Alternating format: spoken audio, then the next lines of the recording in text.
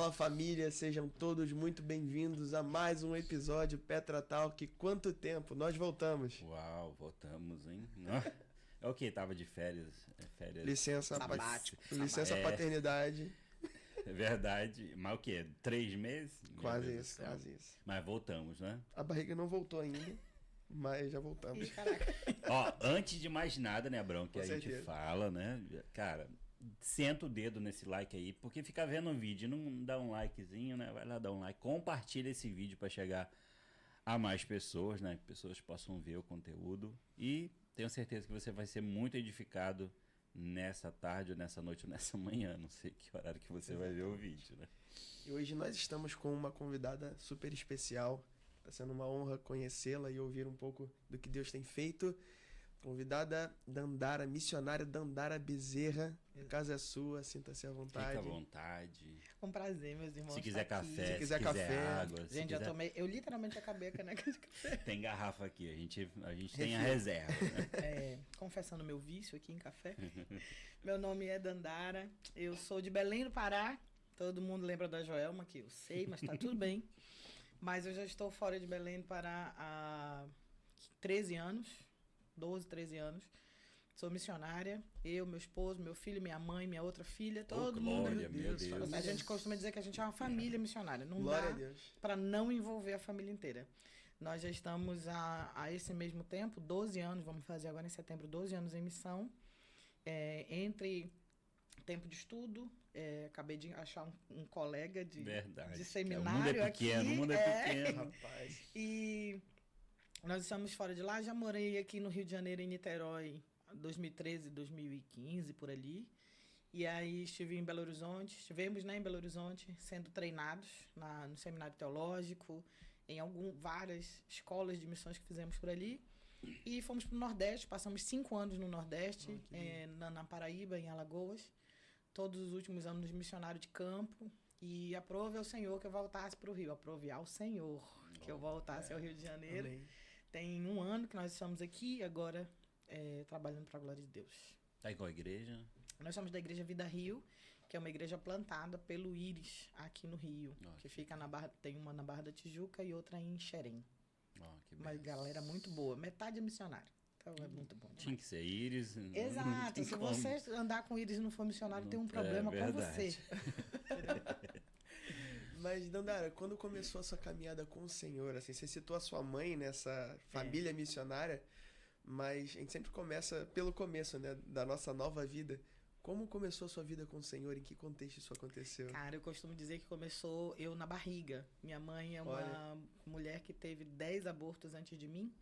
Eu sou a 11ª gravidez dela, abortos espontâneos, ela não podia ter filhos. E quando ela engravidou de mim, a minha tia, que é Círculo de Oração da Assembleia de Deus de Belém do Pará, minha família é família pastoral de Belém do Pará, da Assembleia de Deus, ela juntou as mulheres do coque e começaram um círculo de oração às 3 da tarde pela minha vida, quando eu ainda estava na barriga da minha mãe com 1 mês e meio.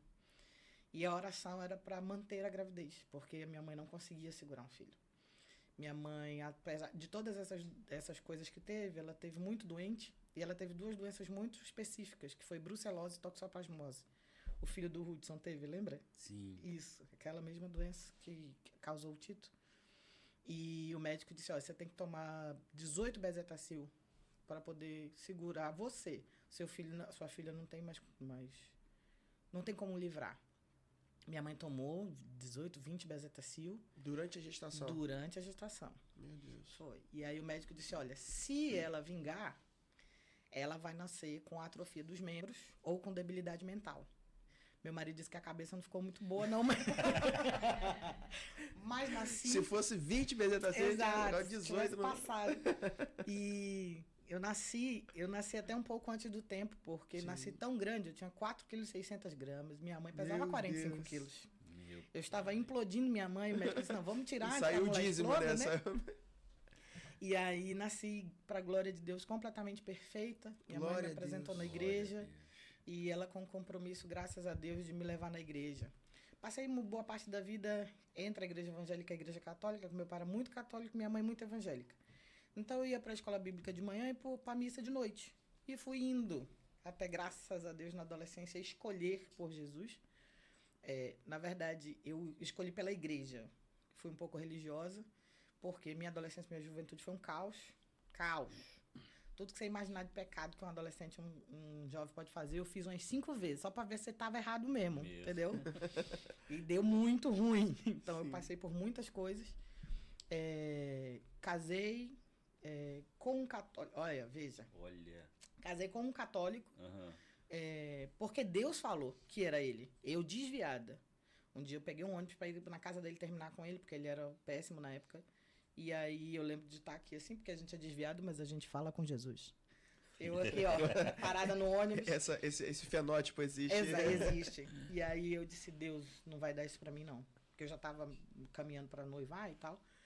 E aí ele disse, se mantenha, que você, olha só, que ele vai ser missionário e pastor junto com você. Uau. Por isso que eu digo, eu sou a missionária, pastor é ele. E aí...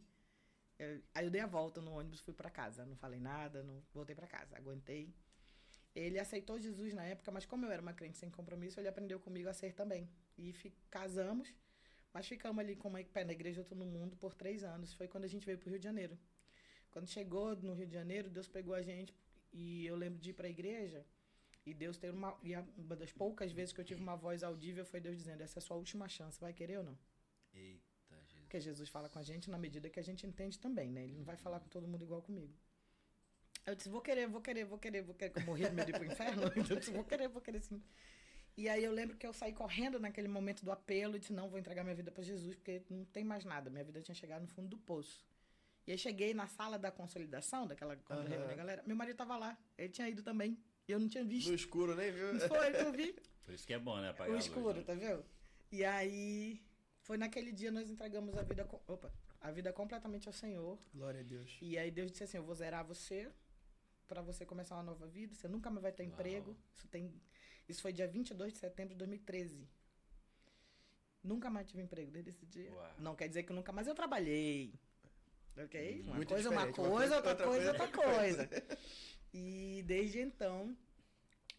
nós começamos um processo com o Senhor por 2 anos, e aí foi com 2 anos desse dia, o Senhor chamou a gente para dizer, olha, larga tudo, vamos pro seminário, vão aprender de mim, já era a vida de vocês. E já era mesmo, tipo assim, a partir dali... Morreu, acabou. E aí quando foi dia 17 de agosto de 2015, eu cheguei em Belo Horizonte, ele e 4 malas, só. Sem casa, sem casa, não tinha onde dormir, não tinha onde ficar. O diretor do Carisma, que era o pastor Léo Capuchinho na época, disse assim, vocês vão dormir onde? Eu disse, não sei não. Tá, mas vocês vão ficar na casa de quem? Eu disse, não sei não. Não conhecia uma viva alma. Meu Deus. Eu tomei banho na rodoviária, tomei café da manhã na rodoviária. Aí eu me vendo. Isso. Cheguei lá também. Muita gente chegou lá assim. E o Senhor fez coisas incríveis nos anos que nós ficamos lá. O Seminário Teológico Carisma, não sei hoje, mas naquela época era um lugar incrível, um lugar de... Era um celeiro mesmo, sabe? Mas ele era um forno. A gente era quebrado, refeito e assado. Quebrado e refeito e assado. Várias vezes. Até tá mais ou menos pronto, não é não? Tá e aí começando a ficar pronto. Isso, e aí de lá expulsar a gente. E foi o que aconteceu. Pai. Tirar o fôlego essa história aí. Isso porque eu tô pulando várias partes, minha gente. Porque não dá. É muita coisa. Contar alguma experiência que você viveu lá. Eu tava lembrando... Eu sei que não é a ideia o que a gente vai falar hoje, né? Mas é legal, né? A gente tem algumas experiências que a gente Nesses vive passos, em seminários. né, da caminhada. Pronto, eu vou contar uma que tem a ver com a Marrila. Sim. No dia 5 de outubro de 2016, escola de oração. Escola de oração era um período de oração que tem depois das aulas do turno da manhã. Começava geralmente 11h20 e até, sabe Deus que horas. E aí, sabe aquele dia que Deus vem? Mas Deus veio. Deus veio de um jeito que, assim, eu achei que ia morrer. Nós dá até uma saudade. Eu achei que ia morrer, juro. Eu disse, não, eu morri aqui e vou morrer feliz, tá tudo bem. E a presença dele veio e ele falou algumas coisas e ele disse assim, pega o celular e anota. E aí eu peguei o celular loucamente chorando, me tremendo toda e anotei várias coisas que eu ia fazer, que eu ia pra psicologia, que eu ia liderar não sei o que, nós íamos liderar não sei o que a gente ia enviar, que a gente ia... Anotei tudo e aí, Aí eu, não, Deus, volta aqui. O senhor foi pra onde? Volta aqui. Só tá volta eu aqui agora. E a escola de oração rolando. Eu tô lá na frente, que ele é descendo assim o saloncel. E aí eu olhei, aí tudo passou. Aí eu disse, não, tem mais... Não. Aí vem um amigo nosso, rebocando meu marido lá de cima, puxando ele pela mão. Meu marido tava orando lá atrás. Aí esse amigo pegou na mão assim, nossa, e disse assim, Deus manda dizer. E ele começa a descrever exatamente o que eu tinha acabado de anotar. E ele começou a falar tudo. E disse, é isso. Isso foi 2016, gente. Ano que vem vai fazer 10 anos. A lei, isso foi dia 5 de outubro de 2016. A lei brasileira que regulamenta o combate ao tráfico de pessoas foi criada dia 6 de outubro de 2016. Um dia depois daquele dia. Meu Deus. E é como... Hoje, pra mim, é como se Deus dissesse assim, não, peraí só um instantinho, não faz a lei, não. Eu preciso de uma menina pronta aqui pra um negócio. Meu Deus. E a lei foi criada no outro dia. Quando eu descobri, e eu só descobri a lei ano passado. E aí e Deus disse assim, lembra daquele dia? Que você nunca esqueceu a data. É por causa disso aqui. E aí, não, isso quebra a gente, né? E lá ele já falava sobre essa missão? Não, aí que tá. Nunca estudei, nunca pensei, nunca soube nada sobre tráfico humano. Nada. Ele só deixou... Ele só disse assim, ele me deu passos. Te dá as ferramentas pra isso. Isso, porque também se ele me contasse o caminho todo, eu não vinha, não. Ele é maravilhoso. Ele vai dando assim, ó, ele só deu ordens, você vai fazer isso. Pronto. Pra quê? Não sei. Eu Esteja fui. pronto. Fui pro Nordeste, fiz psicologia, sempre foi meu sonho, mas Legal. tinha um propósito. Formei em psicologia, aí eu fui pro campo para ser missionária de campo, para trabalhar com vulneráveis em Maceió, Alagoas. Então eu trabalhei com gente em situação de extrema pobreza, com ribeirinhos, tivemos experiências com sertanejos, né, por causa do Íris em Alagoas, no sertão. Mas também tive muita experiência com outros missionários, com a liderança da missão, com a igreja local, com uma igreja missionária. E aí, a Marrila, aí já contextualizando, nessa época no seminário, nós fizemos amizade com várias pessoas, mas especialmente com Karen e Felipe. Karen e Felipe, eles formaram no mesmo lugar que a gente, no seminário teológico, e eles foram para a Índia. Se vocês estiverem vendo... eu vou mandar para vocês. Tem que estar aqui, né? Mas Olha, quando estiver no Brasil... Você acredita que eu encontrei essa criatura aqui agora? E aí... Não, mas eu vivo encontrando gente que conhece Karen e Felipe, porque eles são famosos e não sabem, verdade. entendeu? Eles são famosos e não Eles sabem. são tipo diante do trono. É que eles são famosos só na bolha missionária. Né? E aí eles foram para a Índia, teoricamente eles iam perder a vida na Índia mesmo, ficar lá trabalhando eles foram lá. independentemente para lá? Não, eles foram com a agência missionária, com a igreja. Felipe é de Natal, no Rio Grande do Norte, e a igreja da Karen, deles dois, é de Natal. Enviou, foram com a agência missionária e tal.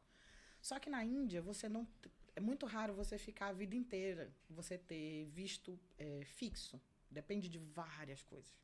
Então, eles sempre voltavam ao Brasil um ano e meio para renovação de visto, porque eu também não renovava lá. Então, a gente continuou com esse contato. Numa dessas vindas deles ao Brasil, 2017, 2018, mais ou menos, Karen com o pé quebrado, a gente não era tão amigo, mas a gente foi criado na missão pelo mesmo cara, que é Maisel Rocha, que não vai assistir porque ele não assiste nada, que ele é um ermitão, né? Mas Maisel Rocha foi nosso mentor, foi nosso professor, sim. Hoje ele é nosso padrinho de casamento, enfim. E aí, a gente estava numa vigília, alguma coisa assim, e eu procurando meu marido, disse, uai, cadê meu marido, gente? Ele desapareceu. Tá ele e Felipe agarrado, orando no chão, chorando, que são duas bestas que choram, que é uma beleza. E aí, naquele momento, o Senhor ligou eles muito fortemente. O Felipe com o meu esposo, o Wilber, e maravilha. Mas a vida seguiu. A gente foi fazer o que a gente tinha que fazer. Só que aí nós criamos um laço de amizade, então a gente sempre se ligava, sempre perguntava como estava e tal. Eu já estava na psicologia. E é uma coisa que eu não conto nos lugares, porque hoje é pejorativo, mas eu era coach. Não conta pra ninguém. É porque ficou pejorativo, mas não era. O problema é a teologia do... Isso. Não era ruim, né? Porque eu formei em 2011 em coach. Não, poxa, entendeu? sim. Eu era Dos primórdios do bagulho. Hoje eu não gosto nem de dizer. Mas na época, por causa disso também, eu trabalhava meio como conselheira da Karen. Então a gente se ligava, ela conversava comigo sobre as coisas, principalmente na missão e tudo mais. E eu aconselhava. Era basicamente isso.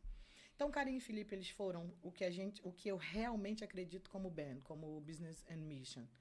Eles foram trabalhar num lugar como empresários para, a partir disso, conhecer indianos e falar de Jesus. Então, Karen era professora de dança, ela abriu uma escola de dança. Olha. Lá na Índia. Lá na Índia. E ela já tinha essa ferramenta da dança. Isso, ela é psicopedagoga e ela é formada em dança. Nossa, que Ela legal. é formada em dança. E aí ela usava a dança, ela dava aula para as meninas, ela tinha outras professoras, dava aula para as filhas e conversava com as mães, enquanto as mães estão ali esperando. A escola de dança não era só dela, então tinha uma imagem de Shiva, um negócio ali. Mas era a forma. E o Felipe, ele como fotógrafo, se uniu a outros fotógrafos indianos e tinha uma galeria de arte. E ele trabalhou eles trabalharam com isso com vários indianos. E foi assim que eles foram conhecendo não só os crentes, mas os indianos em si, os hindus em si.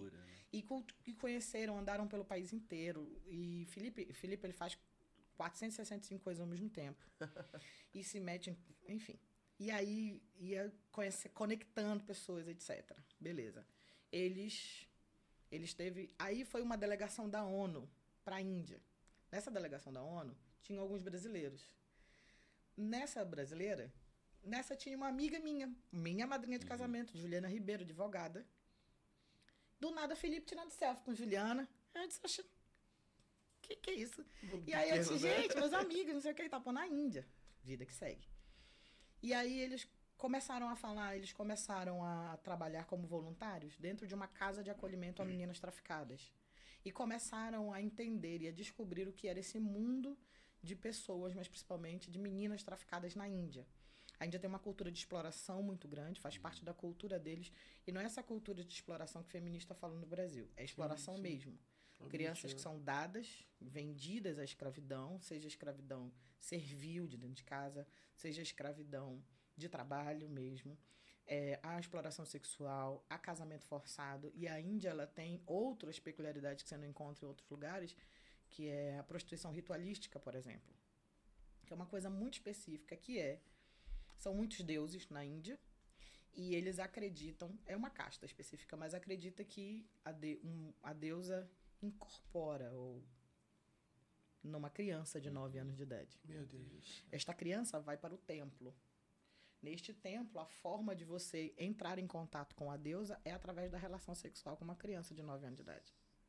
E aí, ali pelos Isso 12, é algo 14... legítimo culturalmente, legítimo, aceitável. completamente legítimo. A cultura de castas da Índia, ela não é mais aceita legalmente, mas Sim. ela é culturalmente normal. Normal. E a cultura de castas diz que você nasce em certa casta e você tem que morrer nela. Sim. Porque, na teoria, por causa da ideia da reencarnação, se você nasce numa casta ruim, é porque você fez alguma coisa ruim e está pagando preço. Se nasceu numa casta boa, é porque você foi bom e vai ficar ali. Então, rico continua rico, pobre continua pobre e etc. Eu acho cansativo esse negócio de viver. A gente vivendo uma vida já cansa tanto. É muito cansativo. E aí você tem aquela linha que vai mais pobre e você tem os Dalits. Os Dalits são aqueles que são chamados intocáveis. Eles são a poeira do pé de Brahma. Ou seja, eles são a pobreza da pobreza da pobreza. Então, engraçado que é a maioria. E aí, então, se você nasce naquela casta, você não deve ser ajudado. Eu lembro de um vídeo, há muitos anos atrás, eles ainda lá trabalhando, Karen mandou um vídeo pra mim não, pro grupo que a gente tem um grupo da M3, beijo pra galera da M3. Eu lembro dela mandar um vídeo, eles estavam em algum lugar, era um bairro muçulmano. A Índia, ela tem a maior parte hindu, mas ela tem um grande público muçulmano. Sim. E um pouco público cristão mais pro sul da Índia. Eles estavam no bairro muçulmano, e aí ela filmou, assim, que tem um monte de lixo. Aí tinham 2 crianças, se eu não me engano, Dalits, catando lixo para comer, e vários ratos. Aí chega um cara de carro, rico, pega uma bandeja dourada, não sei se era de ouro, mas era dourada, cheia de coisa, e entrega para os ratos de comida. Porque é uma adoração a um Deus específico, enquanto tem crianças do lado. E é tão estabelecido essas castas que a criança sabe que ela não pode mexer. E ele sabe que ele não pode ajudar essa criança. Cada um tá no seu canto, estabelecidamente, aceito. Meu Deus. E ponto final. E aí, nessa realidade, você tem... As mulheres, elas nascem com um valor abaixo dos homens. Então, realmente, as mulheres, elas são exploradas, e as meninas não são ensinadas. Estou falando dessa parte miserável e pobre, tá? Não estou falando... Existem outras castas que não é essa a realidade. Mas elas não têm ensino. Então, elas são tratadas... E aí, o que a gente chama de exploração? Que produz o tráfico humano? É quando eu trato um outro ser humano como um objeto. Então, elas são tratadas como objeto de troca, objeto de venda, sempre tem alguém ganhando. E eles conheceram uma casa que acolhe essas meninas. E eles começaram a trabalhar nessa casa. Em 2020, eles vêm para o Brasil para renovar visto, e aí fecha tudo por causa da pandemia. Aí tem aquela crise que todo mundo passa, porque se você não passou por nenhuma crise na pandemia, tem algum problema com você. Porque todo mundo entrou em... Tá, gente? Eu, como psicóloga, sei. Inclusive, se alguém de lá pra cá tá muito normal, eu já desconfio da pessoa, dizendo, não tem nada, nenhum negócio errado, nem nada. Enfim. E aí, nessa época, fechou, eles ficaram aqui, e foi quando Deus direcionou eles a abrir a Mahila. Mahila é o nome em hindi para feminino. Porque, mundialmente, a ONU ela tem um escritório, que é a ONU-DC, que é um escritório dentro das Nações Unidas, que trata dos 3 principais crimes mundiais: tráfico de drogas, tráfico de armas, tráfico de pessoas. Porque tudo está ligado uma coisa na outra. Sim. E aí, esse escritório diz, os números, que a maioria, dá uns 70% das pessoas traficadas no mundo são mulheres e meninas. Desses números, mais ou menos 30 e poucos % são de meninas. E a gente está falando de crianças, né? Sim. Então, o nosso foco são mulheres e crianças, por causa disso. Eles vieram para o Brasil e começaram a Mahila aqui no Rio de Janeiro. Moraram aqui, Jacarepaguá, e começaram esse projeto assim, vamos juntar pessoas. E aí eu lembro que em 2020, tudo fechado, eu tinha acabado de ter meu filho tinha uns 6, 8 meses. Ela me liga, e aí a gente conversando sobre as coisas como estão acontecendo, a gente vai abrir aqui, a gente vai começar o trabalho aqui então, dessa área de prevenção ao tráfico de pessoas, de combate ao tráfico humano e tudo mais. Cara, eu tô precisando muito de uma advogada. Eu disse, Felipe, lembra que você tirou foto de uma menina da ONU, delegação da ONU, que é amiga minha, Juliana Ribeiro? Liga pra Juliana, menina. Ele é advogado, internacionalista, especializado em tráfico de pessoas, inclusive. E aí eles começaram esse movimento, e aí com algumas pessoas que eles conheciam, outras pessoas que eu conhecia. Aí eu disse, poxa, que bacana, tá dando tudo certo pra eles, glória a Deus. Lá, eles lá e eu aqui. Cada um com seu problema. E eu tô aqui vivendo minha vida, normal. Aí tava na faculdade, na universidade pública, passei por 3 universidades públicas, só coisa boa. Não vou falar dos meus amigos mal aqui na rede social, mas foi difícil. A universidade é um campo missionário, gente. Sim. Na psicologia, meu Deus, enfim. E aí de lá foi pra Alagoas, a vida tá seguindo, e eles estão aqui bombando. 2021, eu vim no Rio para uma escola do Íris, a gente já era missionário do Íris, e a gente veio fazer a escola de missões do Íris daqui do Rio, da Vida Rio. Vocês estavam em Alagoas? Em Alagoas, já. No Íris Maceió. E aí a gente veio para a escola de missões, mas eu precisava de uma casa para ficar antes e depois da escola. A Karen, não, fica aqui em casa. Eu, meu marido e meu filho de 2 anos. Beleza, fui pra casa deles, terminou a escola, fui pra casa deles. Essas coisas de milagre, a gente vive muito isso, né? Eu vim pra escola sem o dinheiro todo da escola. Aí preguei na igreja da Karen, ganhei uma oferta, paguei o resto da escola. Aí não tinha, sabe aqueles lanchinhos pra criança? Chocolatinho, um suquinho, não tinha. Aí meus pastores na época era Vivian e Maicon Barroco. E aí Maicon Barroco foi pra dar aula, e Vivian chega com um monte de sacola, eu trouxe uns lanchinhos pra Natan. Aí eu, glória a Deus, aleluia. Chegou os lanchinhos da criança. Só que não tinha passagem de volta. Aí a Karen disse, não, vem pra cá pra casa e vamos ver o que vai dar. Eu disse, vamos ver o que vai dar. Vai aparecer. E eu fiquei na casa da Karen e de Felipe. E aí o Wilber disse assim, meu marido, tem mais fé que eu. Disse assim, dia 4 a gente vai embora. Era de fevereiro, 2021. Aí eu disse, tá, vamos embora como? Ele disse, não sei, mas a data é dia 4. Tá bom, ok. Aí peguei Covid, fiquei morre, não morre. Aqui? Eita. Aqui no Rio. Internada, não? Não, fiquei morre, não morre em casa mesmo, porque eu preferia morrer em casa mesmo. É porque a sensação de ficar sem ar fica parecendo que você vai morrer. Não, né? E muita gente de fato viveu isso. Eu fui visitar o Jardim Botânico no meu 3º, 4º dia de Covid. Aí eu tô no meio, olhando os gorilas assim, ó. Eu disse, gente, o gorila tá caindo, não era eu. Meu Deus do céu. Foi sensacional. Porque, né, tiveram que me segurar, foi o caos. Enfim. Aí a gente tá na casa da Karen vivendo como se nada tivesse acontecendo. Como se eu não tivesse uma vida no outro lugar e eu não tivesse passagem pra chegar lá, com 3. Eu, meu marido e meu filho. Porque já pagava passagem a criança. Aí um amigo liga. O Wilber, meu esposo. Vocês vão voltar quando? Ele disse assim, dia 4. Aí ele disse, mas você já comprou a passagem? Ele disse, não. Ele, como é que você sabe que é dia 4? Eu disse, porque Deus falou que é dia 4. Aí ele, tá bom, tô mandando a foto do cartão pra você comprar. A passagem de vocês 3. Compra aí, então, pro dia 4. Ai, Jesus. Deus é maravilhoso. Essas experiências assim é bom demais, né? Só que aí, nessa semana que eu tô na casa da Karen disse assim, vamos visitar um lugar, 2021. Vamos visitar um lugar que a gente tá começando o trabalho da Marila agora. A trabalho mais prático, mais de campo mesmo. Eu disse, vamos. E aí ela me levou numa ocupação. Aqui no Rio, Gamboa. A ocupação é assim, é um prédio. Não vou dizer exatamente o nome, tá? Que é pra não... rede social e tal. Mas é um prédio com portão. Aí tem um. Olheiro. Aí você bate. Aí ele abre. Aí ele assovia pra um cara no terceiro andar. O cara do terceiro andar olha. Se não der, ele diz, segura, segura, segura. E aí a gente fica no portão. Esperando. Sempre com uma pessoa de lá. Nunca só nós. Sim. E aí, e eu vim... Gente, eu sou de Belém do Pará. Coisa que de morava filme, no Nordeste. Qual é a senha, né? E eu estava nesse ponto no Rio de Janeiro. E com o meu filho. Meu filho estava ali, 2 anos. E eu aqui. Meu Deus, meu Deus, meu Deus. Onde é que eu tô me metendo? Aí... Não, irmão, vamos entrar. Aí depois ele tá liberado.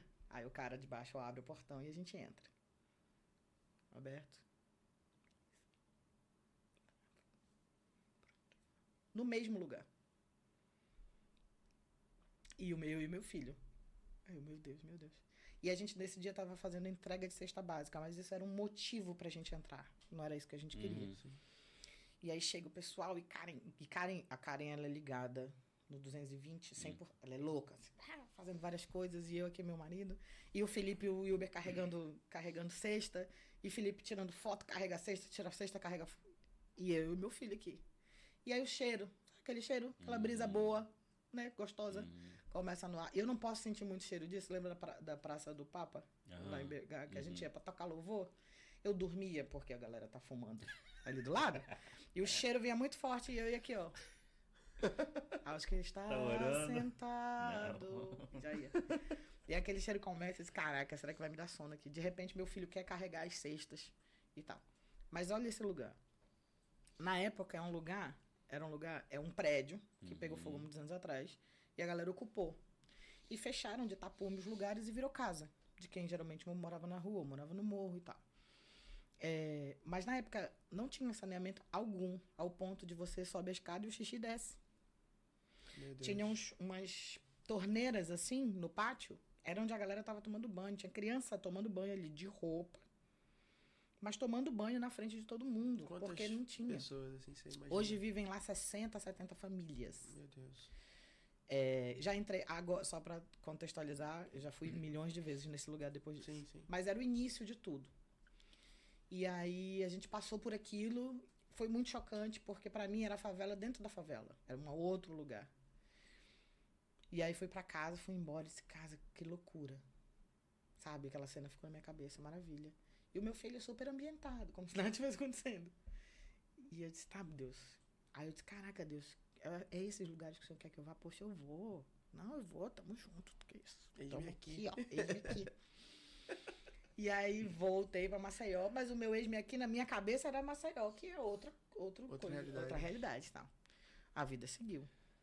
2023, corta pro final de 2023. Aconteceu algumas coisas na universidade que o meu tempo foi abreviado. Eu pulei, tipo assim, eu tava no 5º período, pulei pro 8º. Eita. Do absoluto nada. E aí terminei, e aí eu comecei a ter experiências de outras áreas dentro da psicologia. Fui para o hospital oncológico, fui trabalhar com pessoas em situação de câncer terminal, né? Eu amo a área de cuidado paliativo. Eu disse, nossa, será que Deus quer isso para mim? E eu não entendendo nada do rolê. E Deus disse assim, vocês vão embora ano que vem. Isso era 2024. Eu disse, beleza, para onde que a gente vai? Aí foi a época que Michael e Vivian vieram para a diretoria do Disoscope. Aí a Vivian disse, cara, ia ser muito legal se vocês fossem com a gente, vocês têm experiência de escola por causa do carisma. Vocês têm experiência disso? Eu disse, ia ser massa. Muito legal. Deus disse, não. Eu disse, pô, meu Deus, caraca, massa pra caramba, São Paulo, isso aqui. Apesar de eu não gostar de São Paulo. E Deus disse, não é isso não. Aí Michael disse assim, ó, a gente quer abrir uma base do Íris no norte, que não existe base do Íris no norte. E a gente tem uma igreja parceira que quer receber. Aí ele falou com o pastor, eu tô mandando um pastor e uma psicóloga pra você, não sei o que e tal. Ele quer abrir, e era perto de Belém do Pará. Sim, e era muito bom pra gente. Ia ter o meu açaí. Saudades do açaí. Aqui também tem. Poxa, aqui, sabe açaí? Vou te contar uma coisa. Abre um parênteses aqui. Lá no Belém tem uma máquina, que é um cilindrão assim, de ferro, que tem outro cilindro no meio. Você joga o caroço do açaí ali e água. E bate, sai uma polpa bem grossa. Esse é o nosso açaí. No final do dia, joga uma água pra dar uma lavada. Esse é o teu açaí. Igual café, né? Igual Exato. Vou falar do café que você toma também, é a mesma coisa. Exatamente. Esse é o açaí de vocês, ainda tá, bota cariocas? Açúcar, né? Aí bota pra poder dar uma melhorada, né? Igual o café ruim. Que tem que pôr açúcar pra melhorar. Açúcar, exatamente. Voltando. E aí, era pra castanhar o convite. Aí eu disse, cara, esse aí é bom. Esse aí é bom. Por quê? Porque tá perto dos parentes, tá perto da família. Cultura nossa, a gente vai poder ajudar, não sei o que e tal. E aí, outubro, mais ou menos, setembro de 2023, isso tudo tá acontecendo no mesmo mês. Karen me liga. Isso aqui, eu vou embora. Eu disse, tá. É missionário, ir embora é normal. Eu disse, tá. Ela, eu vou pra Honduras. Eu, tá. Quase que eu digo, eu conheço, irmão. Por quê? Porque na época, eu já era psicóloga da equipe. Então, eu trabalhava no acolhimento. Você já estava relacionada com a Marila? Já era voluntária. Eu trabalhava tanto ajudando a equipe, quando eles tinham alguma coisa para resolver, eu ajudava em uma questão de aconselhamento. Sim. E também quando as pessoas entravam ou para trabalhar com a gente, ou para ir para expedição, que a gente tem uma expedição à Índia todo ano. A gente faz meio que eu brinco que eu era o RH, sabe? Entendi. Eu era o RH, basicamente. Fazia o meio de campo das coisas. Isso. Aí ela, vou embora, não sei o que e tal. Eu disse, não, maravilha, então outra pessoa vai ficar no seu lugar. Aí Luciana, você conhece muito Luciana, era mais antiga de todo mundo. Eu disse, então, Luciana vai ficar? Não. Ela disse, então, é sobre isso que eu quero falar com você. Eu, tá. Ela, que vocês não querem vir pra cá, não? Não. Não, você e o Wilber vim liderar a Marila. Eu, não. No Rio? Do Rio? Não. Ela, não, amiga, a hora. Eu disse, tá. Bora. Eu disse, Deus. Aí eu chego pra Deus e digo, Deus, os outros 2 convites muito melhor, irmão, do que você gosta de ir pro Rio. Eu vou orar, mas você já sabe a resposta. E aí, o Wilber, não, vamos orar. Meu marido sempre de mais fé do que eu. Te amo, amigo. Meu marido realmente tem mais fé que eu. Não, vamos orar, amor. O que Deus responder, a gente vai. Vai não, que eu não queria ir pro Rio. Aí, oramos. Aí fomos no final do ano pra Belém do Pará de férias. Aí o Wilber, ele é o cara de fé, mas ele faz uns testezinhos e disse, Deus, essa igreja que ia receber a gente como missionários em Castanhal, é uma igreja de amigos nossos, a igreja Amor e Vida. Beijo, gente, vou mandar pra pastor Diego, amo vocês. E, não, vamos vir aqui ficar com a gente. Eu disse, vamos, a gente em Belém pra Castanhal dá uns 60 quilômetros, eu acho. Aí a gente orou, aí ele orou, meu marido, disse assim, Deus, se der certo a gente ir visitar a igreja Amor e Vida, é porque é pra gente ficar aqui. Se não der certo, é porque a gente não vem. Ué, é um teste que tem muito maior chance de dar certo. Exatamente. Pô, o carro quebrou, mano. Igual você falou. Igual do pastor. Depois, não sei se foi o carro quebrou. Não, minto. O pastor que ia buscar a gente, deu um B.O. na família. Ele teve um B.O.zão na família. Qual não o problema conseguiu que buscar vocês a arrumaram gente. pros outros? Isso, eu falei pro meu marido, olha o problemão aí que você arrumou. E aí eu sei que deu por 3 vezes, deu tudo errado. E a gente não conseguiu ir visitar Castanhal. Aí eu disse, cara, era muito mais fácil eu conseguir visitar Castanhal estando ali do lado do que sair de Maceió. Sim. Aí eu disse, eu não acredito nisso. Aí eu fiquei muito chocada. Aí eu disse, o Wilber, pelo amor de Deus. Ele disse, então parece que a gente vai pro Rio de Janeiro, porque São Paulo já tinha saído do radar. Aí eu disse, não. Isso era dezembro. Karen ia embora em julho. Aí eu, não, Deus não. E aí vamos embora pra casa. Não, vamos continuar orando. Esse teste não valeu de nada, não. Vamos orar. Aí a gente chegou em Maceió, ninguém sabia que a gente tinha chegado, a gente tinha um casamento para ir de amigos. No casamento estavam os nossos pastores E aí a Aleph, que era minha pastora também na época, chegou aqui e sonhei com a gente no Rio de Janeiro. Eu disse, caraca, maluco. Eu cheguei a definhar, irmão. Aí ela disse assim, sonhei que vocês estavam no Rio, vocês estavam muito bem, a gente se encontrava lá. Ai, que sonho legal. Aí eu disse, não tem nada de legal nisso aí, não. Aí eu disse, véi. Aí o Wilber disse assim, mais alguma coisa, querida? Porque às vezes eu acho que Deus olha pra gente e diz, mais alguma coisa? Você quer mais alguma prova? Precisa de alguma... De alguma... Aí o Wilber disse, é isso aí. Eu disse, é isso aí. Quase chorando.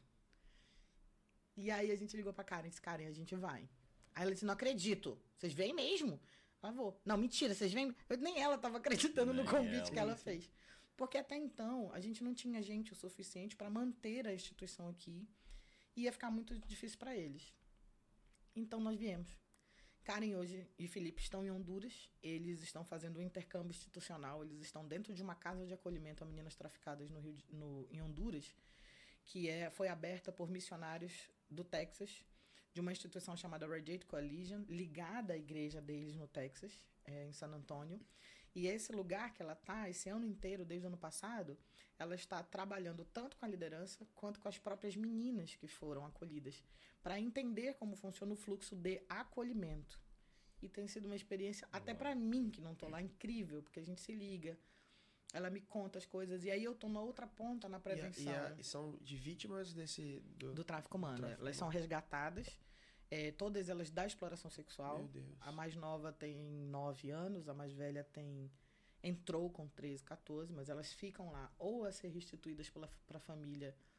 Geralmente para a família, não a família pai e mãe. Porque a exploração sexual, o tráfico de meninas sexuais lá, elas são muito ligadas à própria família.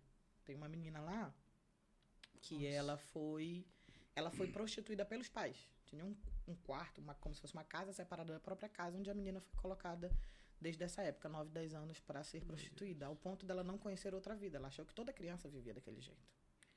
Ela só entendeu que o que ela passou foi esse nível de abuso quando ela chega na casa Esther. Rompeu a bolha, né? Isso. E que ela, quando a criança chega nessa casa, ela vai num quarto chamado quarto de Esther, onde tem tudo novo. Roupa, peça íntima, sapato, bolsa. E aí ela tem uma cota para escolher para poder ir para sua cama.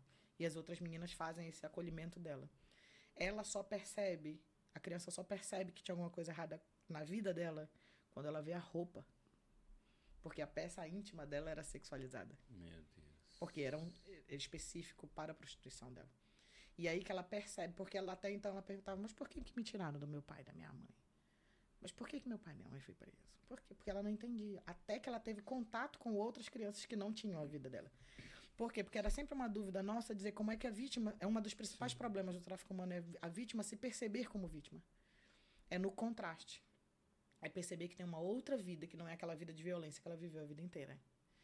E aí, isso abriu muito os nossos olhos para entender a prevenção. O nosso trabalho de prevenção... E aí, sim, nós viemos e assumimos a liderança, meu esposo e eu, da Marrila aqui.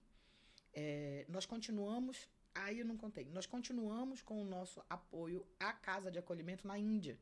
Nosso trabalho começou lá e a gente não largou até então, desde que eles estiveram aqui. Eles fazem levantamento de recursos para a Índia. A gente... tem voluntários na Índia, então? Não, então. A gente não tem agora mais, porque eles saíram de lá. Nós estamos no processo de levantar... Estamos não, mas nós temos 2 missionários, que são da Marrila, que eles estão no processo de levantamento de recursos. É a família Maná, a Débora e o João, que estão levantando recursos para eles irem. O nosso foco é ter eles como líder lá na Índia. Nós continuamos enviando os recursos para lá, para a Casa Nayasha. Nós somos parceiros dessa casa. E nós vamos com um grupo de voluntários todo ano para lá. Nós temos uma expedição chamada Expedição Índia, a partir do Instagram, que chama Trip to Serve. Sigam, por favor. E nós fazemos uma expedição, levamos pessoas que se interessem tanto pela área do tráfico humano quanto pela Índia, uma vez por ano. Vai ser em março do ano que vem, para ter experiências em casas de acolhimento, em lugares muito específicos a respeito da cultura indiana, dessa cultura de exploração. Visitamos pastores, visitamos igrejas em situação de perseguição na Índia, que é a igreja perseguida, visitamos povos não alcançados. Tudo isso em 20 dias. É assim, pauleira. Intenso, né? E aí qualquer pessoa pode ir, mas não pode ir muita gente. Então as vagas são poucas, mas nós não largamos o braço da Índia. A Índia hoje é o 11º lugar em situação de perseguição, mas ele é o país com mais povos não alcançados do mundo. Sim. Então, povos não alcançados é aquele povo de mesma cultura, mesma língua, mesma forma de viver,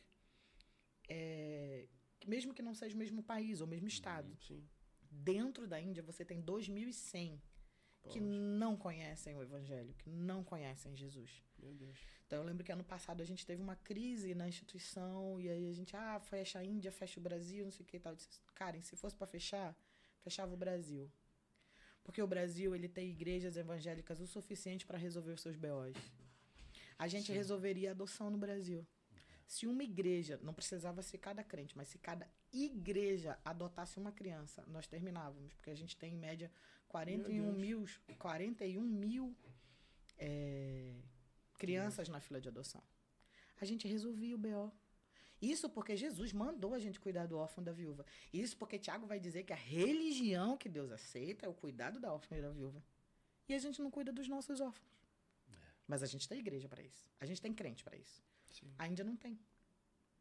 A Índia não tem pessoas o suficiente para evangelizar, porque isso é a característica do povo não alcançado.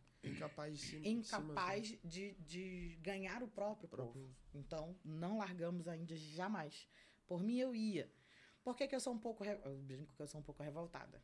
Porque naquele dia, 5 de outubro de 2016, que Deus deu aquela lista que eu falei, uma das coisas que ele disse você não é o que... Não, você não vai. Porque o meu sonho era ir pro Cazaquistão. Eu brincava assim, eu quero ir para qualquer lugar, nem que seja pro Cazaquistão. Eu só usava a palavra Cazaquistão porque eu achava legal. É um nome diferente. Um nome diferente. E Jericó. Não, E aí Deus disse assim, você não é dos que vai, você é das que fica. Eu lembro que no dia do meu casamento, que era o nosso casamento nossa festa de casamento, Maisa foi meu padrinho, Maisa e Márcia, nossos padrinhos, e ele disse assim, eu só vou aceitar esse padrinho ser de vocês porque Deus falou comigo que vocês são porto, que vocês não vão, vocês são os que ficam, recebem e enviam.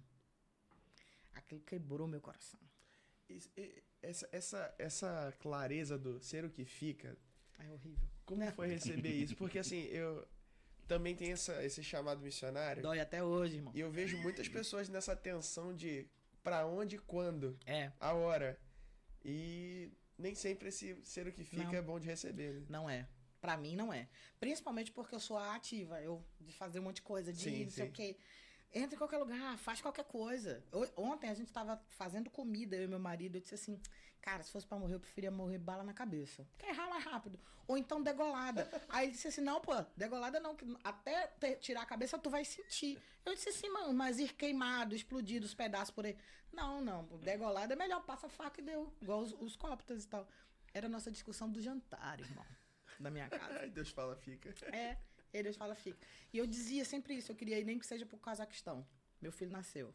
Foi apresentado na igreja com 29 dias. Vem um pastor visitante. Era dia do meu aniversário, dia 29 de setembro de 2019. Meu filho está sendo apresentado na igreja, meu aniversário. E ele apresenta, tudo bonitinho, ora pela família, não sei o quê. Quando eu tô descendo do púlpito, assim, ele diz assim, traz aqui teu filho. Deus tá me falando uma coisa. Aí ele pega o meu filho, igual o Simba, põe pra cima.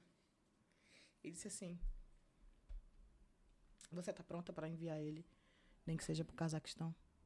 Meu Deus. Quando ele usa a palavra Cazaquistão, irmão. Meu Deus do céu. Caraca, eu fechei meu olho assim, Deus disse claramente pra mim, você brinca, eu não.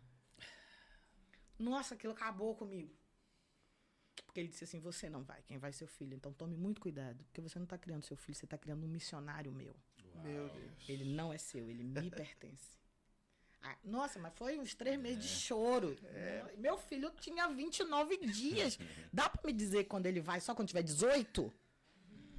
29 dias de nascido, que ele destruiu demais comigo. Por quê? Eu tinha acabado de assistir uma pregação do Mário Freitas sobre uma família iraniana, onde o filho estava preso e sendo torturado, sendo arrancado as unhas dele. O menino tinha 16 anos.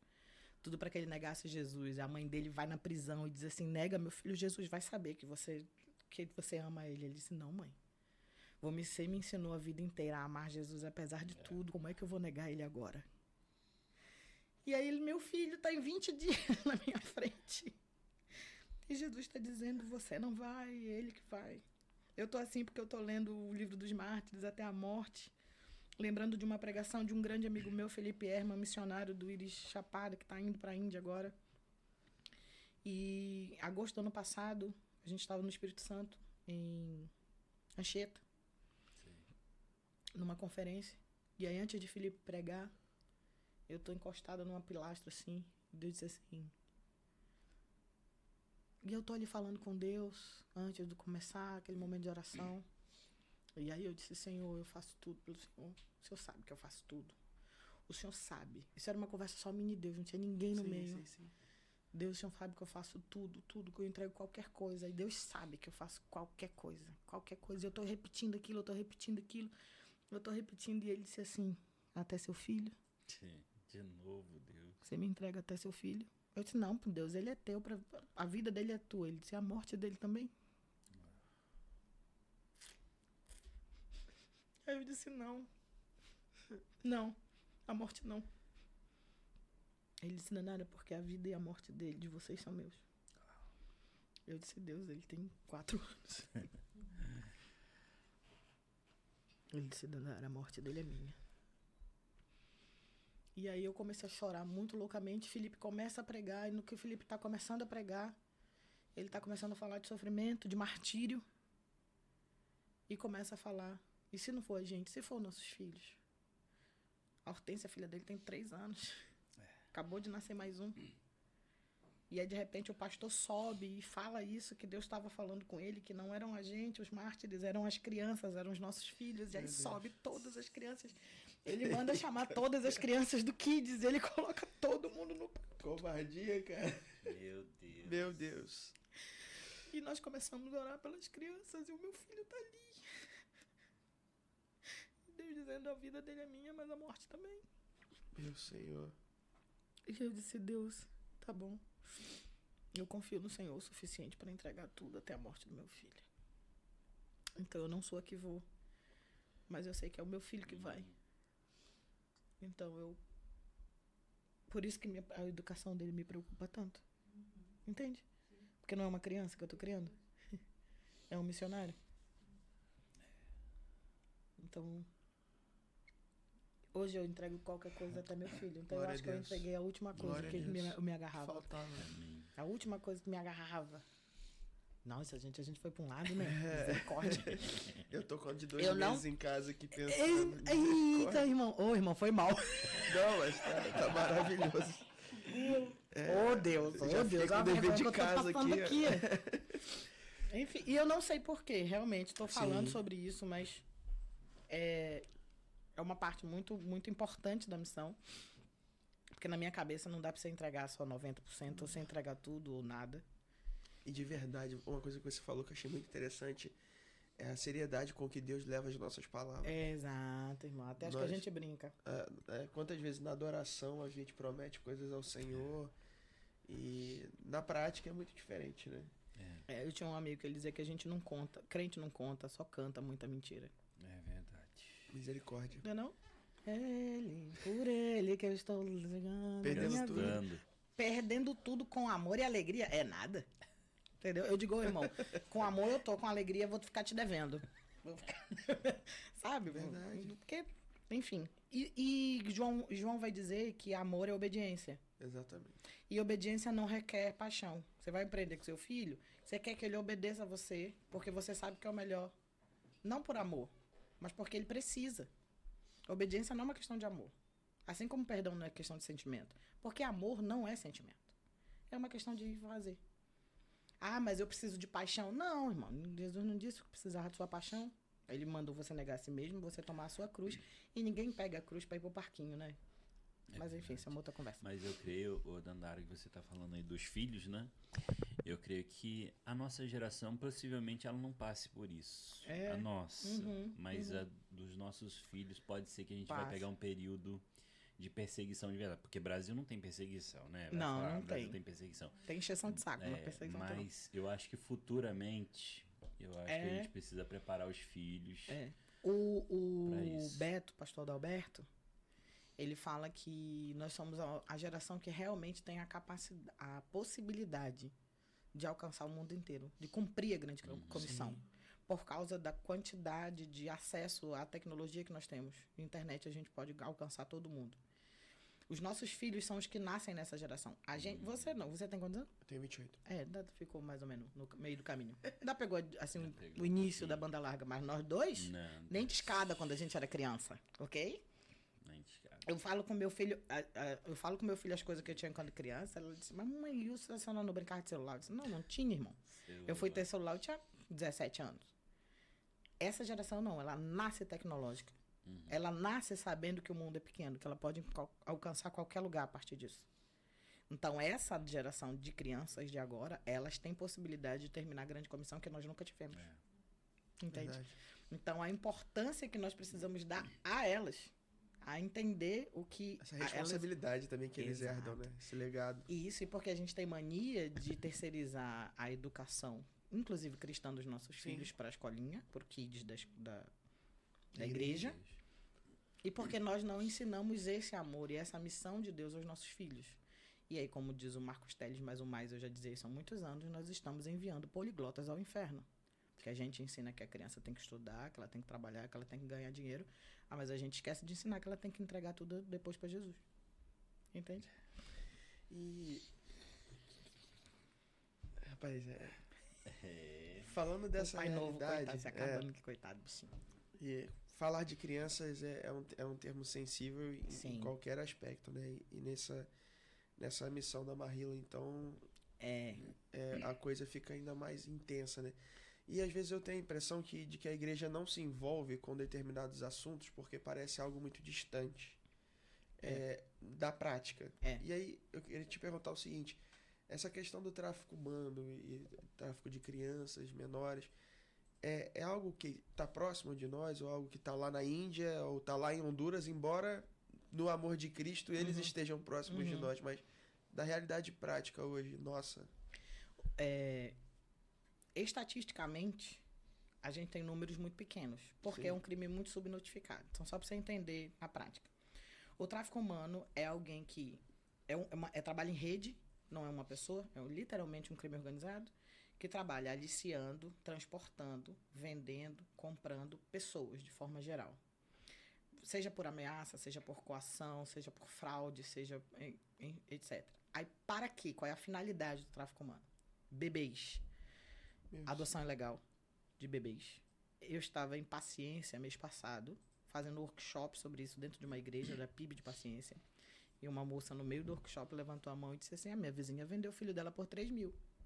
Meu Senhor. E eu achei que valia mais, viu? Na minha cabeça era uns 15 mil uma criança, 3 mil. Eu estou... Calma. Eu tenho sempre que ter muito cuidado no que falo, quando eu estou falando de assuntos locais, ok? Mas não aconteceu de história, aconteceu conosco, de adolescente receber ligação, de oferecer, não, te dou tanto pelo seu filho, ela grávida, ela ainda grávida. Adoção ilegal é muito comum. Conhecemos no Rio de Janeiro casos de mães que não queriam dar o filho à adoção, ou que não queriam ir para conselho tutelar, essas coisas, por haver conselheiros tutelares corruptos o suficiente para quando recebe uma criança nova, ela passa adiante por um certo valor. Ok? Brasil, tô falando de Brasil. Então, a adoção ilegal de criança é muito comum. Agora, trabalho escravo existe muito no Brasil. Homens, meninos em trabalho escravo. O Ministério Público do Trabalho faz um bom trabalho relacionado a isso. A maioria dos resgates feitos no Brasil são de homens em situação... Mulheres também, mas a maioria de homens em situação de escravidão laboral.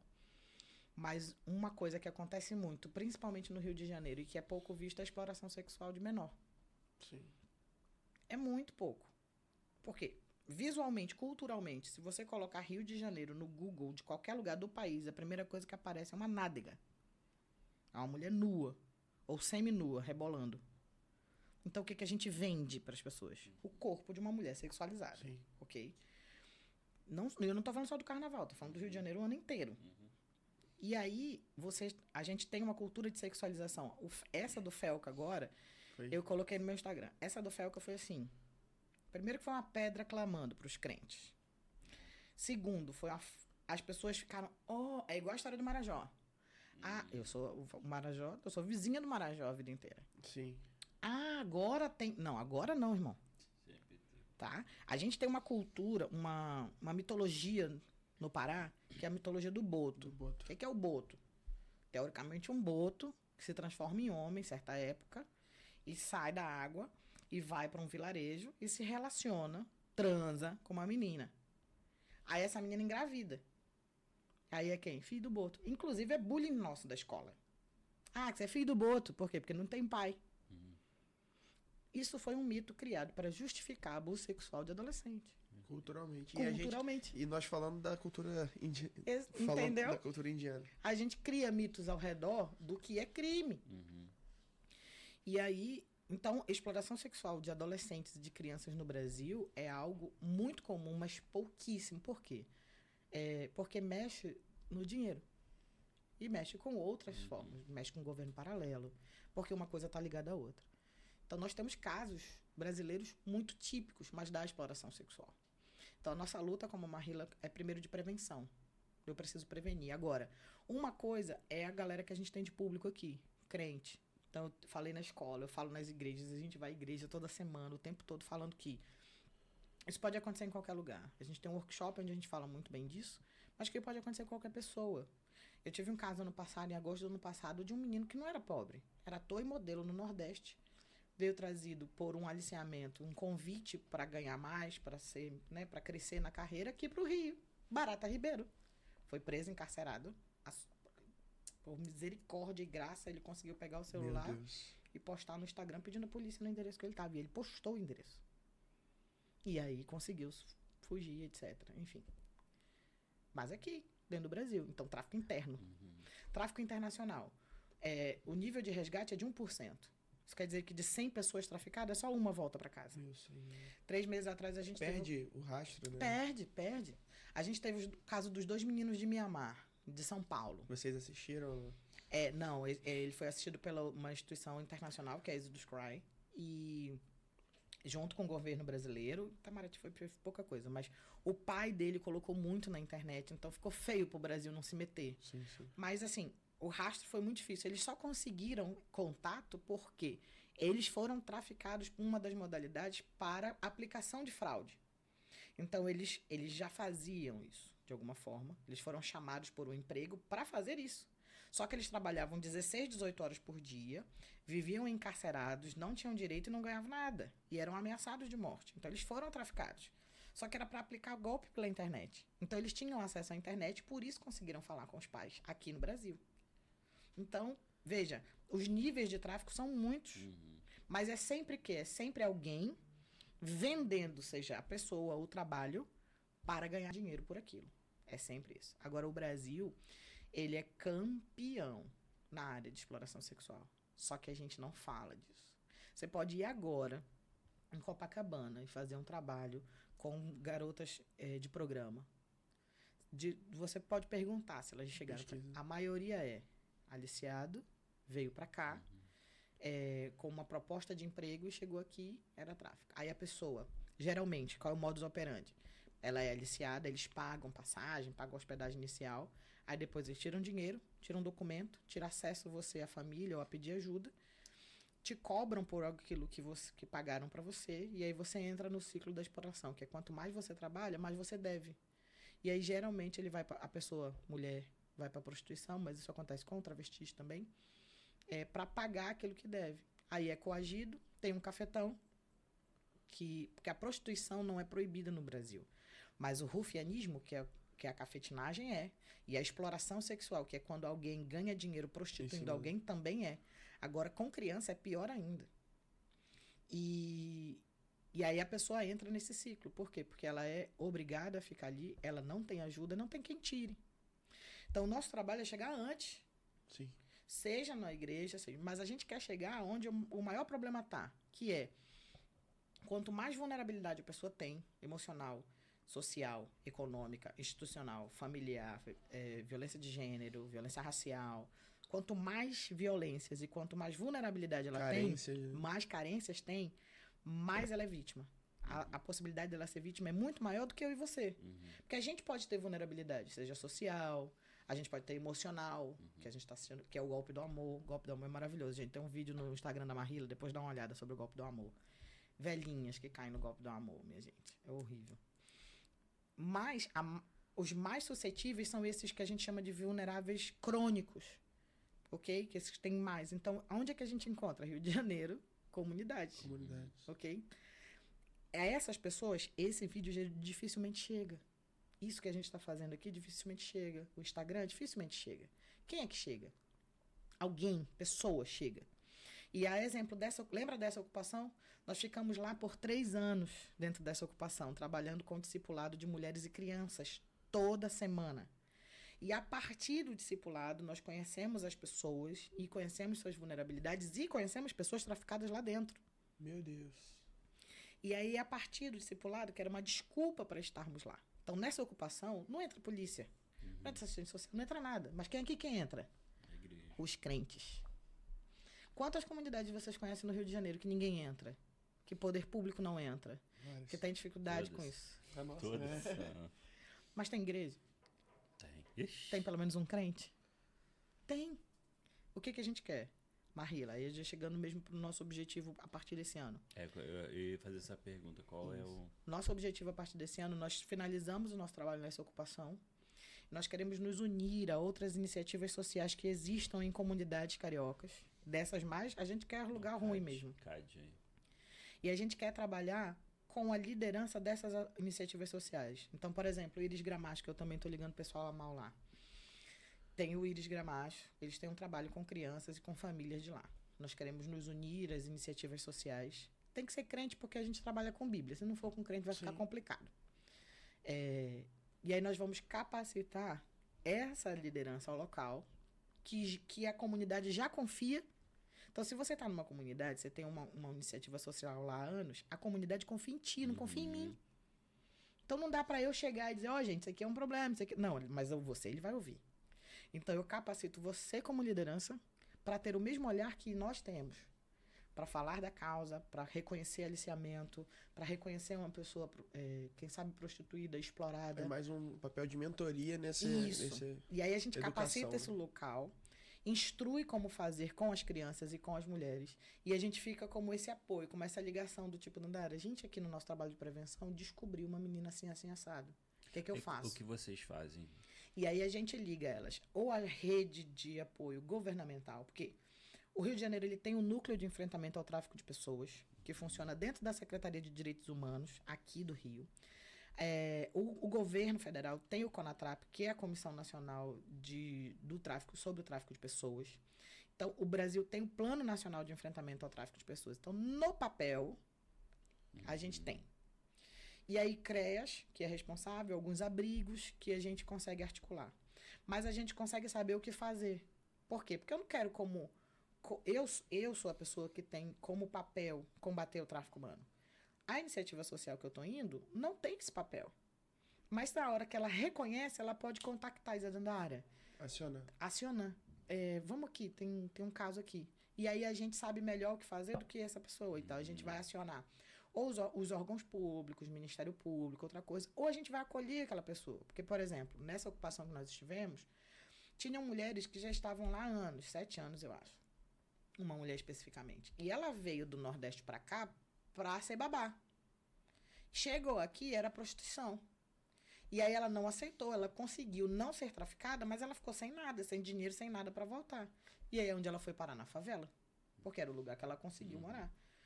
E aí ela ficou dentro dessa ocupação. Ela foi uma pessoa que foi um dia traficada, mas que hoje ela não está mais na situação. Então, ela precisa de um certo apoio, mas não necessariamente de uma intervenção, de resgate. Mas a gente chega para essa pessoa e diz assim, você quer voltar para sua terra? Você quer voltar para sua casa? Você quer sair daqui? Quero. Beleza. E aí a gente começa a articular. Então, a gente precisa de muito parceiro para isso. São muitas etapas, né, de assistência. Muitas. A gente precisa de muitos parceiros, de todos os lugares, de todas as áreas. Médico, advogado, jornalista... tem jornalistas com a gente tem, sabe? E aí, do nada, por exemplo, eu tô com um caso de imigrantes aqui, uma imigrante japonesa precisando de uma documentação. E aí, as coisas que Deus faz aí, do nada, eu fui na Mosaico, que é uma igreja que tem em São Cristóvão, de um amigo meu, André, beijo, André. E aí, lá tem uma assistente social que trabalha no CRAI. No CRAI? Não é no CRAI. É na área de assistente social, é o imigrante. E eu tava com esse caso e a gente não conseguiu nada. Eu disse, caramba, né? Não consegui. Aí meu marido diz aqui, foi aniversário do André. Eu disse, ih, a menina da igreja do André. Aí já desesperada, já manda mensagem. Porque é um contato, entende? E a gente vai ajudando. Então, às vezes, não necessariamente a gente faz alguma coisa pela pessoa, mas eu conheço alguém que faça. Uma rede que vai... Aí eu tenho amigos em Belo Horizonte, em São Paulo. A gente tem uma parceria muito boa com uma equipe que faz isso em São Paulo. Então, a gente articula essas coisas. E, a partir disso, a gente vai fazendo a nossa forma de enfrentamento, que é a prevenção, que é o que a igreja pode se meter, que é qualquer um pode se meter. Prevenção e acolhimento. O acolhimento é um pouco mais especializado. Então, a gente precisa de profissionais, psicólogos, assistentes sociais. Inclusive, qualquer pessoa pode ser voluntário da Marrila, desde que seja crente. Qualquer pessoa pode ser voluntário e pode nos ajudar com isso. Mas a prevenção, cara, chegar antes. A igreja fala... Por que como você falou, a igreja não é um assunto gostoso? Eu começo todas as minhas palestras falando isso, ou nas pregações. Não é um assunto gostoso. Então, geralmente, quando o negócio fede aqui, a gente olha pra cá. Por quê? Porque tá fedendo. Sim. Ok? O problema, meu irmão, é que Mateus 24, 25, quando diz que o Filho do Homem virá e separará a igreja dele, não tá falando tá falando das nações, entre bodes e ovelhas, ele tá dizendo que o parâmetro para separar quem vai pro céu, pro inferno, quem é bode, que é ovelha, é o quanto nós fizemos por necessitados. Eu tive fome, não me deste de comer. Eu tive sede, não me deste de beber. Estive preso, você não me visitou. Meu Deus. É isso. Então é um parâmetro, é uma régua. Os bodes vêm pra cá, a ovelha vem pra cá. Qual que é a ovelha? É a que atendeu ao necessitado. O bode é o que não atendeu. De dentro da igreja. Então qual que é o nosso problema? A gente esquece as ordens simples de Jesus. Ele chega para os discípulos e diz assim, quando você for dar um banquete, não convida teus amigos ricos, irmão. Por quê? Porque você vai convidar e é como se ele dissesse assim, algo dentro de você vai esperar a troca. Quando você der um banquete, convida os da rua, convida os necessitados, convida pobre. Por quê? Porque aí sim estarás fazendo algo para o reino de Deus, porque não tem como aquela criatura te corresponder. Isso é amor. Esse é o amor ágape. É quando você faz alguma coisa por alguém que não tem nada para te dar em troca. É incapaz de... Eu estava ajudando uma adolescente em situação de escravidão sexual, de exploração sexual, que é diferente. E ela disse assim, tia, por que a senhora está fazendo isso? Eu disse, porque eu tenho certeza que se Jesus estivesse aqui, ele ia estar fazendo isso por você. Eu não quero nada de você. Porque eu disse para ela, eu não estou esperando nada de você. Eu não quero que você... Eu não estou esperando nem retribuição. Talvez essa pergunta dela tenha surgido até preocupada. Focada comigo. É. Por quê? Porque a vida inteira ela foi explorada. Ela foi abandonada pela mãe, abusada pelo pai e espancada pelo marido. Meu Deus. Até os 15 anos. Tem um filho. Tá grávida. Então, nesse momento, eu não estou falando de salvação. Salvação da alma. Ela vai encontrar Jesus? Eu não sei. Não sei. Porque essa não é a minha obrigação. Quem vai convencer a criatura é o Espírito Santo, não sou eu. Eu estou obedecendo a ordem de Jesus, a ir ao necessitado, a ir ao perdido, aquele que está... A gente fala de... O nosso versículo base, não está aqui, está atrás. Provérbios 31, 8 e 9. Erga a voz por aqueles que não têm voz, traga a justiça aos necessitados. O que nós estamos fazendo é erguendo a voz por aqueles que não conseguem por si só. Não conseguem nem saber que foram vítimas disso. Eu preciso fazer. Por quê? Porque Jesus mandou. Então, por isso que eu estou te falando, você já sabia tráfico humano? Não, irmão. Eu estou aqui porque Jesus mandou. Bem-aventurados que têm fome e sede de justiça. Exato. Essa sempre foi a palavra pessoal minha. Eu sou uma esfomeada por justiça. Às vezes a gente confunde com justiça própria, mas eu sou uma esfomeada por justiça. E eu gostaria de finalizar com isso, que eu sei que a gente já falou pra caramba.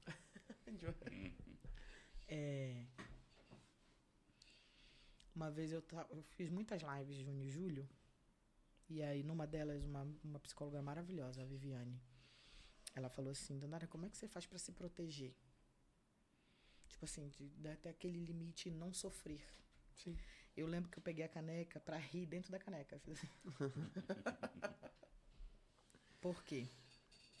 Nesse dia que ela falou isso, no dia anterior, eu tinha ido encontrar uma menina em uma situação muito delicada, que eu não posso expor. E tinha sido tão ruim, porque assim, quando eu encontro com alguém e eu vou diretamente lidar com essa pessoa, a situação é muito ruim. E eu aprendi com meu pai, meu falecido pai. Ele era o cara que, assim, você quebrou a perna, ele resolve tudo. Tá tudo bem, aí ele chora. Uhum. Aí eu vi isso a vida inteira, eu sempre fui assim, eu sou a resolvedora.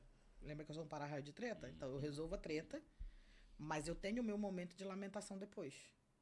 Então toda vez que eu encontro pessoalmente com alguém, com uma vítima, e eu volto pra casa, eu peço um dia de folga. Eu disse assim, gente, não conta comigo até amanhã.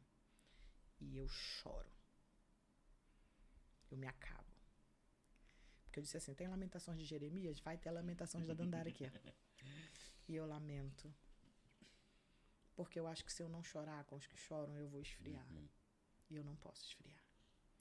E eu não posso achar nem que isso é normal. É. Eu conheço muita gente no Rio que acha muito normal que vocês vivem aqui, velho, isso não é normal. Não é. O Estado estar desse jeito não é normal, pô. A igreja não pode achar normal. A bala tá rolando, velho, isso não é normal, sabe? Não é, bicho, não é. Eu não posso achar normal. E eu não posso tratar como... Eu sei que você é médico, isso pega também pra tu. Que é só mais um caso. É só mais um. Não é só mais um.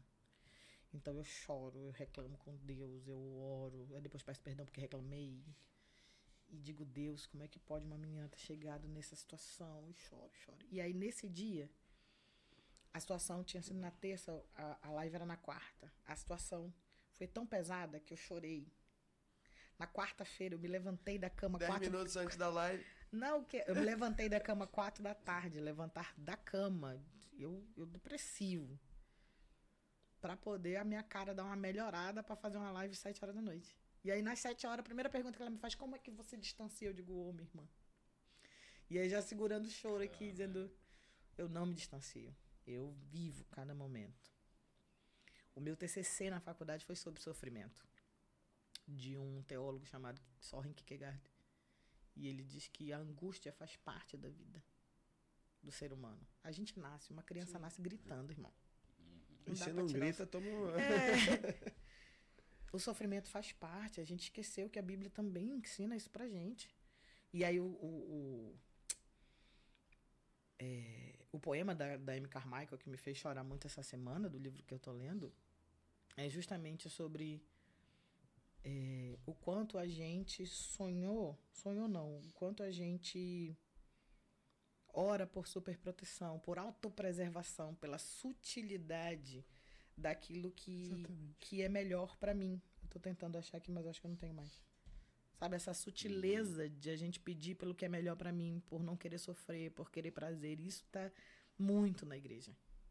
E aí, lembrando da história do Felca, que eu falei, a exploração sexual é alimentada uma boa parte pela pornografia, que tá muito dentro da nossa igreja.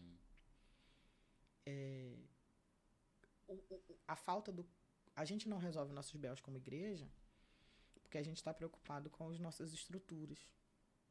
Na minha época do seminário, tinha um livro que era muito comum pra gente ler, que era A Treliça e a Videira.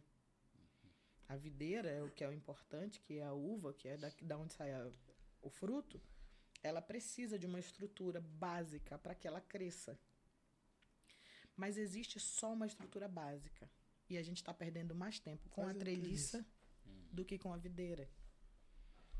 E aí eu te pergunto, nas nossas igrejas, quantas crianças a gente conseguia salvar com nossos telões de LED, irmão? Quantas cadeiras consegue sentar a nossa bunda? Olha que eu sou gorda. Tem cadeira de plástico que senta do mesmo jeito que a cadeira que custa 500, 600 reais cada cadeira, irmão. Sério que a gente precisa disso? Você precisa. O evangelho precisa. Ah, mas eu estou fazendo o meu melhor para Deus. E o que adianta tu estar fazendo com o teu dinheiro? Esse é o melhor para Deus?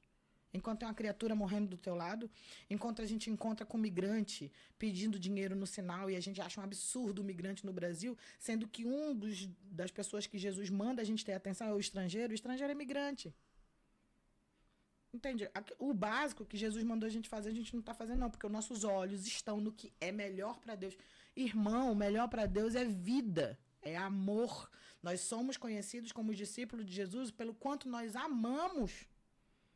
E vem dizer que o nosso amor é por causa de um telão de LED que tem 500? Não, irmão. Não. Por isso, lembra da história de Não Aguento Mais Igreja Grande? Porque nós nos perdemos. E aí, enquanto você estava falando, eu lembrei de Jesus, que ele faz o caminho completamente inverso. Eu lembrei da passagem da viúva de Naim, que ele passava na direção dele, ele não se protegeu, ele Exato. foi lá, ali encostou. Exato. E um outro texto que veio à minha cabeça também, de todas as coisas que tem para guardar, guarda o teu coração. Nessa ideia de se proteger das coisas difíceis de lidar, né, dos sofrimentos, a gente perde o nosso coração, né? E eu achei muito interessante essa tua fala de como é que você se preserva. Me preservo chorando, me preservo me envolvendo, mas você preserva vivo esse amor, sabe? Às vezes a gente preserva muito, busca esse caminho de proteção, autoproteção extrema e se perde. Exatamente. Perde o coração nesse Exatamente. caminho. Exatamente. Rapaz, Bom demais, né? maravilhoso, maravilhoso. E caso alguém que esteja nos assistindo deseje se envolver com a Mahila, como fazer isso? Lá no nosso Instagram, Mahila &Co. Mahila, MAHILAHANDCO, &Co.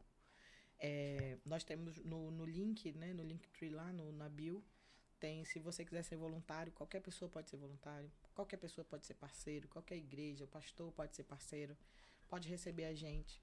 Nós temos alguns cursos que a gente está produzindo um curso só sobre tráfico humano, mas a gente tem curso sobre missão, a gente tem curso sobre a Índia. A gente tem essa expedição nesse Instagram da Trip to Serve.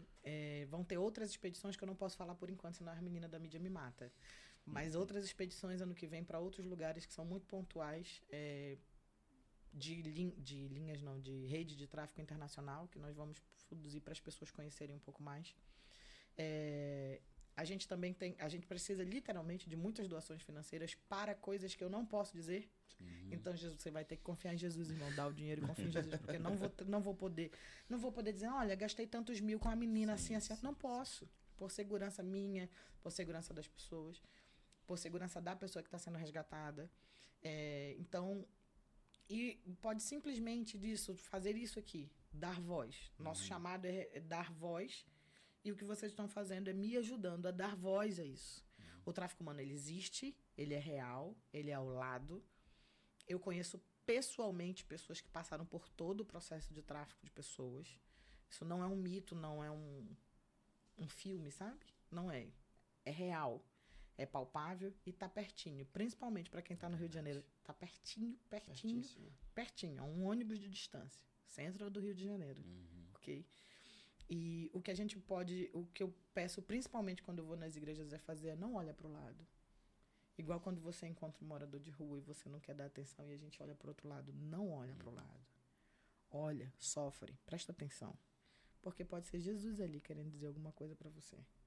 Querendo te dar a oportunidade de participar do que ele mesmo estaria fazendo. Verdade. Porque nós somos corpo. O corpo é o corpo que faz. Mão, pé. Ele é o cabeça. Então, pode ser ele ali te chamando para viver uma coisa incrível.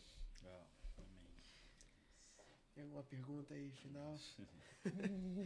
Eu acho que encerrar com essa fala é o ideal, te convocando, assim como nós, de alguma maneira, nos sentimos aqui convocados a se envolver com isso. Você pode acessar as redes sociais da Mahila, estarão também na descrição desse vídeo, e se envolver com o que Deus está fazendo. Muitas vezes você se encontra talvez nessa mesma perspectiva de alguém que foi chamado, não sabe para onde. Estamos te apresentando mais um lugar para olhar. Quem sabe Deus está te chamando para essa obra. Vem pra gente, precisado. E foi um prazer muito grande, Dandara, ter você aqui. A casa está sempre aberta. Sobre voz, esses microfones estarão sempre ligados para divulgar isso que Deus tem feito através de vocês. Se tiver alguma consideração final... Mandar um beijo, né? Pro esposo, pro filho. Um beijo pro meu marido. Que se não homem de fé, ele de é muito um mais homem de fé, né? graças a Deus. E eu também queria dizer que se alguém que estiver ouvindo isso e você passou por isso, e quer de alguma forma conversar, ou está passando, ou está passando por isso, você pode literalmente contactar a gente direto. manda uma mensagem no Instagram e diz assim, eu quero o número da Dandara, eu quero falar sobre isso.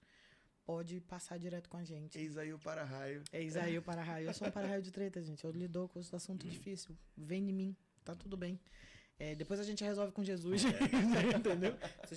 Eu recebo a treta de Jesus, olha aqui pra você, entendeu? Mas fica aí. E eu quero agradecer, eu quero mandar um beijo, aproveitando que a gente falou muito pra Karen e Felipe, eles são meus amigos e cara, eles começaram isso tudo e a gente não tem noção. Quando estiver no Rio, avisa. É verdade. E outra, a gente não tem noção aonde pode chegar uma coisa que a gente diz sim pra Deus. E por causa do sim deles, a gente tá aqui. Afetou outras pessoas. Exatamente. Eu creio nisso. Eu Exatamente. creio que seguiremos para realizações ainda maiores para a glória do Senhor. Amém. Glória a Amém, Deus. eu creio também. Muito obrigado a você que ficou conosco até agora. Que Deus Compartilhe abençoe o sua vídeo. vida. Compartilhe esse vídeo, se envolva com essa obra e faça parte da família Petra Talk. Que Deus abençoe a todos. Tchau, tchau. Tchau.